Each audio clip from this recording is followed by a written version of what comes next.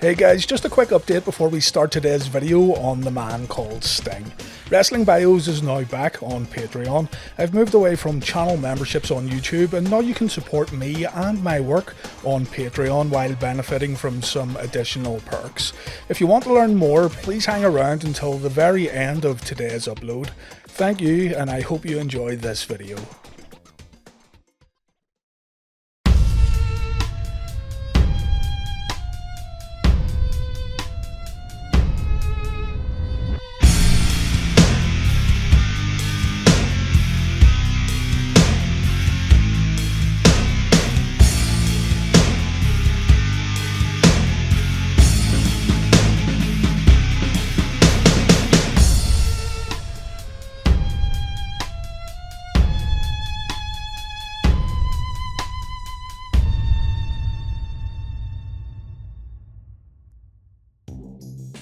For many wrestling fans, myself included, the thought of Sting making an appearance in the WWE seemed incredibly far-fetched. Steve Borden was a cornerstone of World Championship Wrestling during the company's glory days, becoming one of the most popular wrestlers of the 90s without the help of Vince McMahon and the WWF machine in the background. When Vince McMahon purchased the assets of WCW, you best believe that one of the first guys he would want from his old rival organisation would be the man called Sting. But Sting had no desire to work for Vince. At the top of Sting's reasons for not joining the World Wrestling Federation was his own personal worries about how Vince McMahon would use the Sting character, a character that Steve Borden had developed so well over the years and a character that was adored by wrestling fans around the world. The WWF had a history of altering superstars who were not homegrown. Sometimes the results were good, and most times the results were bad enough that there's every reason to believe that Vince McMahon was trying to make fun of the guys who played for the other side.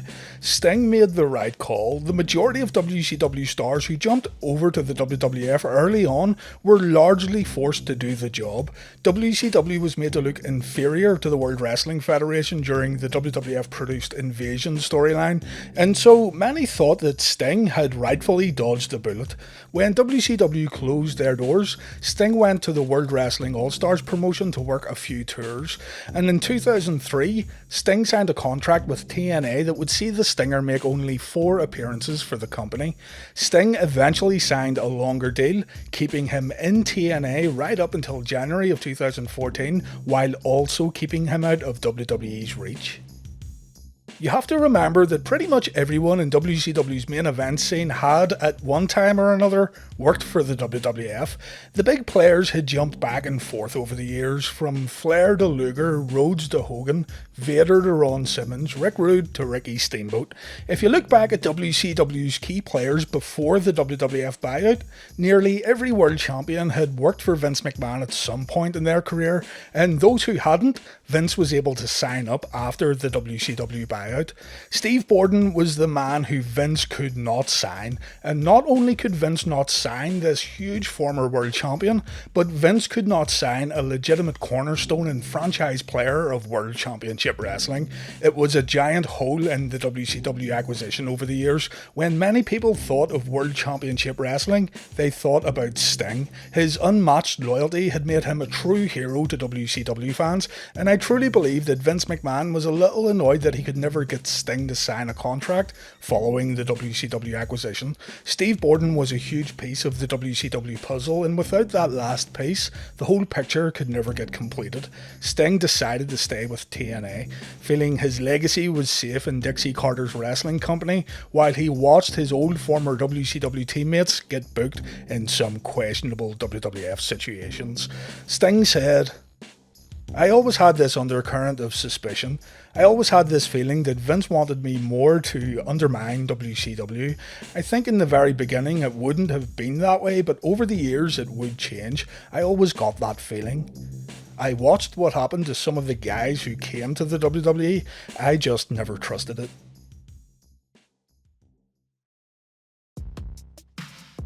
This isn't to say that Sting didn't have conversations with Vince McMahon, they definitely talked. In the run-up to WrestleMania 18, Vince McMahon pitched a match to Sting that would see the WCW Cornerstone take on Kurt Angle at the biggest show of the year. This was confirmed by Sting on the Legends with JBL show on the WWE Network, by the way, so you can look that up if you want. The Angle vs Sting match was very close to happening, but Sting said that Vince McMahon wanted more commitment out of Steve than what Steve was willing to give. Sounds like Vince wanted Sting to sign a long-term contract and Sting wouldn't budge, and I'm sure the winner of that match would be determined on whether Sting would stick around in the WWF after WrestleMania. Imagine that though, we could have had appearances from both the NWO and Sting at WrestleMania 18. This wasn't the only negotiations that fell through. A proposed debut angle would have seen Sting confront Steve Austin at the end of WrestleMania 19, and he was also very close to signing with the WWE in 2011, right before WrestleMania 27. 1 month after his TNA deal expired in 2014, the WWE started promoting more and more Sting material through their media channels. Bill Apter wrote a great piece on Sting's career for the WWE website in February, and Sting himself contributed to the Ultimate Warrior specials and documentaries that were produced after Warrior's passing. The WWE also announced that a special Best of Sting DVD set would get released, and as a quick side note, I have this DVD and you should definitely check it out if you're a fan. Mentions of Sting would become more and more frequent on WWE's website. There seemed to be a lot more top 10 WCW lists and things like that would show up.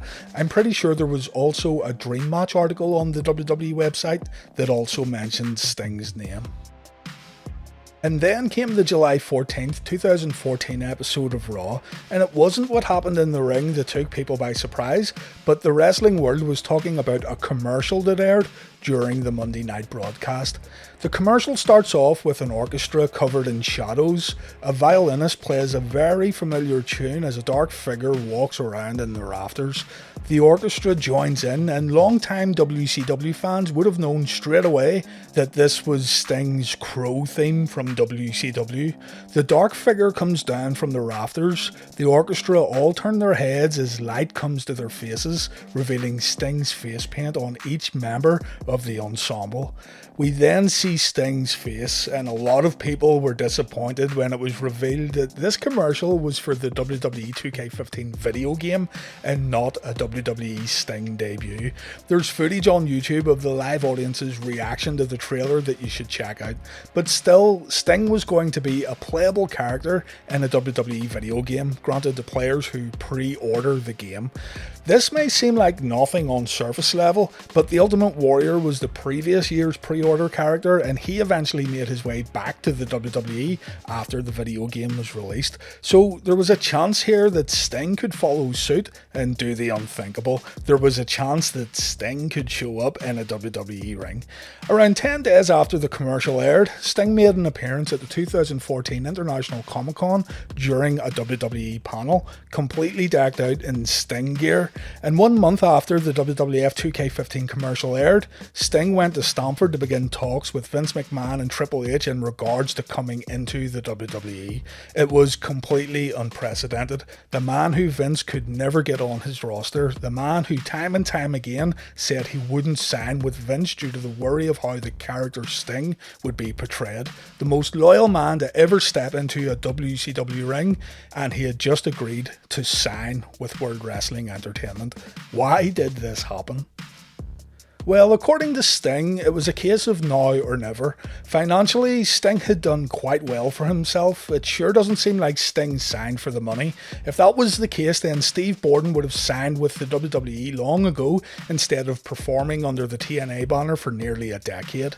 Sting, in a way, felt that the WWE was a piece of unfinished business that he had never started. It was something that he wanted to add to his legacy. He wanted to be able to say he worked for the company, and he wanted to say he drew an audience for World Wrestling Entertainment. More than anything though, Sting wanted to have a match at WrestleMania. It doesn't matter if you're a WCW fan, it doesn't matter if you're an Impact fan, it even doesn't matter if you're a die-hard AEW supporter. The fact will always remain that WrestleMania is the ultimate stage to perform on in the United States.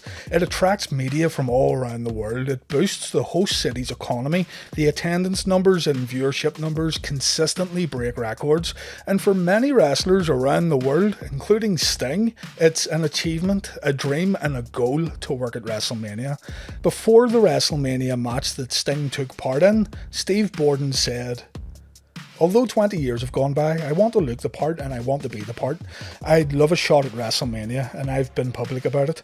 I'd love a shot to work with somebody like Taker or Triple H. There's a lot of guys I'd love to work with. I want to be able to say that, yes indeed, I did wrestle at WrestleMania. I want to have that under my belt."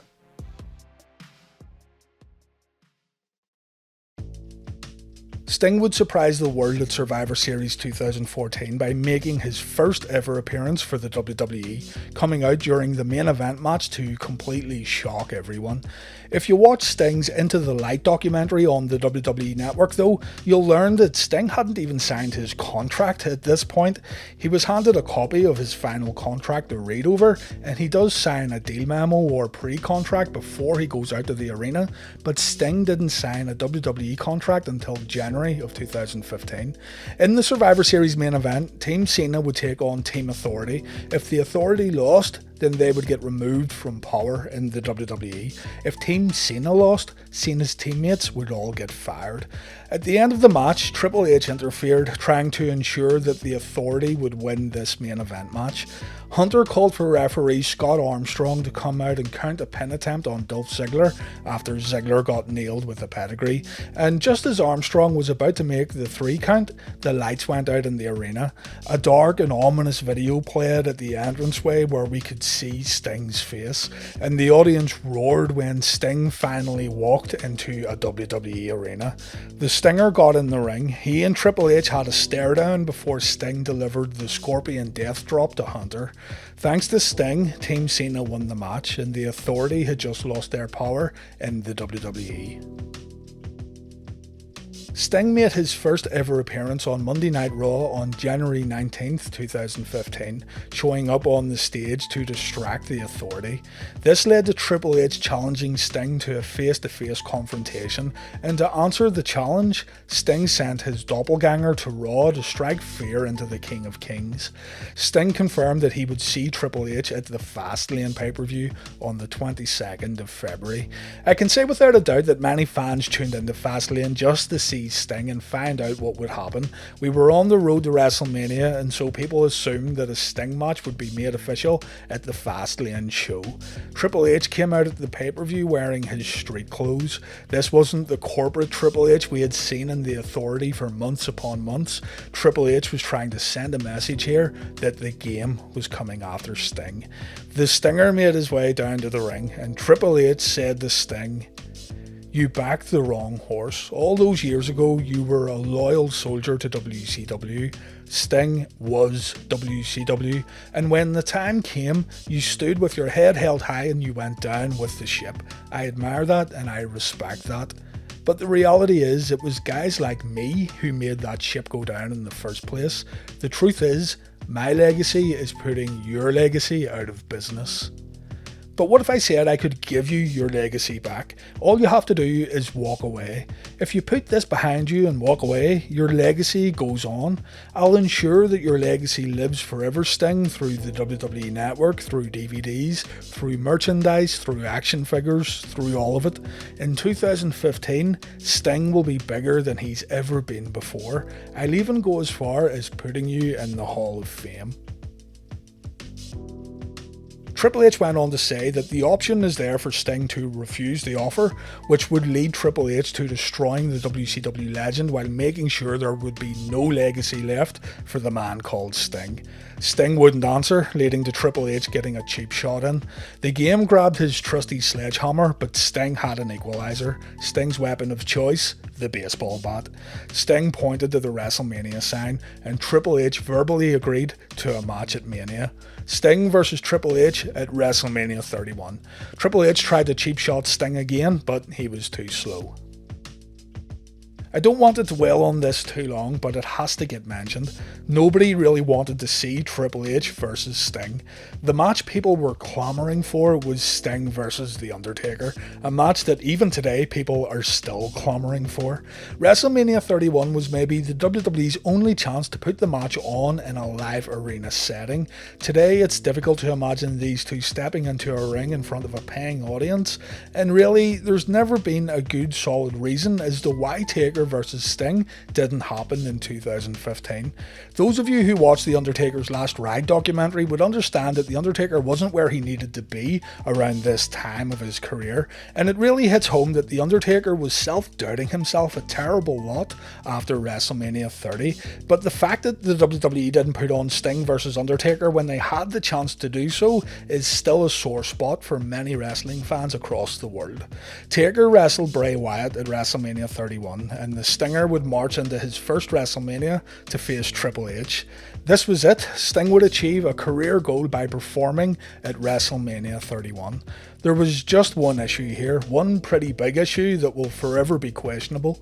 The WWE decided that Sting would lose this match. One could argue that Sting's dreams and goals were met at WrestleMania, but so were his worst fears when signing a WWE contract. In my eyes, Sting vs Triple H was and is an attraction match. This match wasn't to push anyone to the next level, nor was it going to lead to any further storyline developments. Look at the match itself, with interference from DX and the NWO, along with JBL pathetically trying to tell us that the Monday Night Wars were playing out once again at WrestleMania 31, you instantly come to the conclusion that this match was simply set up for fan service. Give the fans a fun match, give the fans the NWO and DX, put smiles on faces with the Stinger at WrestleMania. The fact that Triple H won the match says a lot about how Vince McMahon truly feels deep down about talent that he didn't originally create. There's matches we can all point to where the wrong guy went over, but WrestleMania 31 Sting vs Triple H match may be at the very top of the list. There was nothing left for the WWE to prove with Triple H beating Sting. The wars were long over, Triple H was getting comfortable in his office role, and the WWE had a real chance to show some goodwill to wrestling fans, both long-time fans and casual viewers, by having Sting win his big match at WrestleMania. There's no other way to put it, folks. Triple H beat Sting at WrestleMania because Sting was that WCW guy who Vince could never sign before. And I mentioned before that I'm actually a fan of Hunter, but this decision at WrestleMania 31 is kinda unforgivable. Don't get me wrong, seeing Sting at WrestleMania did feel special, but the outcome wasn't what it needed to be. Sting returned later in the year on the August 24th episode of Raw, challenging WWF Champion Seth Rollins to a match at the Night of Champions pay-per-view. This was done pretty well. Seth thought that he was getting presented with a statue in his honour, but instead, the Stinger made an appearance. People tend to forget that Sting also had two matches on Monday Night Raw on the 14th of September 2015. You'll hear people say that Sting lost his only two WWE matches, but no, Sting won both of these matches on Raw. The first saw Sting beat The Big Show by disqualification due to interference from Seth Rollins, and the second match saw Sting team up with John Cena to defeat Rollins and The Big Show. Anyway, the title match was booked for Night of Champions 2015. The Stinger had a chance to win the WWE Championship, but tragedy struck during the Night of Champions main event. I remember watching this and feeling genuine concern for Sting. What happened in the ring looked incredibly scary as Sting went through what must be a wrestler's worst fear. Before the Sting match got underway, Seth had to defend the US title against John Cena, so Seth was wrestling his second match here. Seth hit Sting with a buckle bomb, and you can instantly tell that something wasn't right with Sting after the move landed. He just falls to the floor and he looks incredibly out of it. We could then see Sting shaking his hands, trying to get feeling back in his arms as it becomes really obvious that something wasn't right. Sting said, It was like 800,000 volts of electricity going through my fingers. It just went down both arms. It was like watching a movie or cartoon when you see the electricity coming out of the fingers. I literally felt burning and I couldn't get the shock to go away. So I thought, man, this is not good. Referee John Cone told Sting to take a few seconds and get his breath. Sting got up and he said he was okay. Later on, Sting would reveal he felt somewhat normal except for the tingling and numbness in his fingers. He was able to think straight and he felt he could continue the match. The referee radioed back to the gorilla position, letting staff know that Sting was good to go, and so the match continued. For whatever reason, I'll still to this day never understand why, but Seth hit Sting with another turnbuckle powerbomb, and Sting completely dropped to the mat after it was delivered. Sting now couldn't stand up properly. Seth tried to launch Sting into the ropes, but Sting just crumbled to the mat. John Cone called for the ringside doctor as the cameras focused on Seth. Seth played up to the audience to buy Sting some time, but this didn't look good at all. Sting managed to get back up, but he wasn't with it. Even the commentator said that this may not be a good idea. Sting got the Scorpion Deathlock in, Seth managed to get out, and when the Stinger went for his trademark submission move once again, the ending of the match was hurried along as Seth got a victory roll-up. The cameras again focused on Seth. We didn't see Sting again for the remainder of the broadcast. Seth Rollins said, "I'm thinking to myself that I'm the most hated person in the WWE. I'm watching someone on the ground that I care about and idolise, and they are suffering and they are scared. That's a terrifying feeling. And feeling like you had something to do with that, you feel helpless. You want to fix it. You want to rewind time." I didn't know what state he was in. It was hard to go in and out of being a character with what was going on in my own head.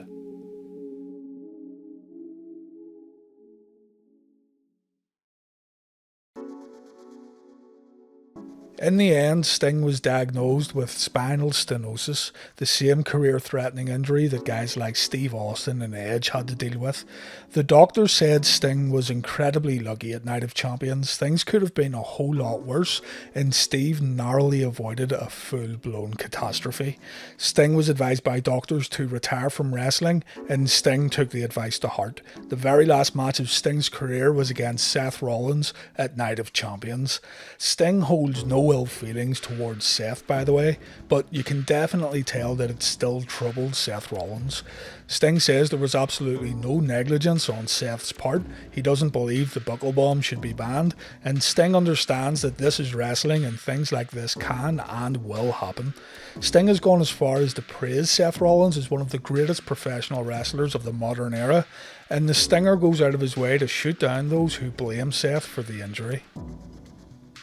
Sting was inducted into the 2016 Hall of Fame by the Nature Boy Ric Flair. During his speech, Steve Borden announced that he was retired from wrestling, but before leaving the stage, Sting put on his sunglasses and he grabbed his baseball bat, saying that this isn't goodbye, it's just see you later. Just last year, Sting took part in an excellent episode of WWE Untold on the WWE Network, and Sting said, "If everything lines up just right, Vince, Triple H, and Taker. Sting, let's just do a face-off. Let's get you guys involved in this or that. Maybe I could do that. I don't know if it's ego or pride, but I feel like I could do it. It is what it is. I guess I'm a pro wrestler for life."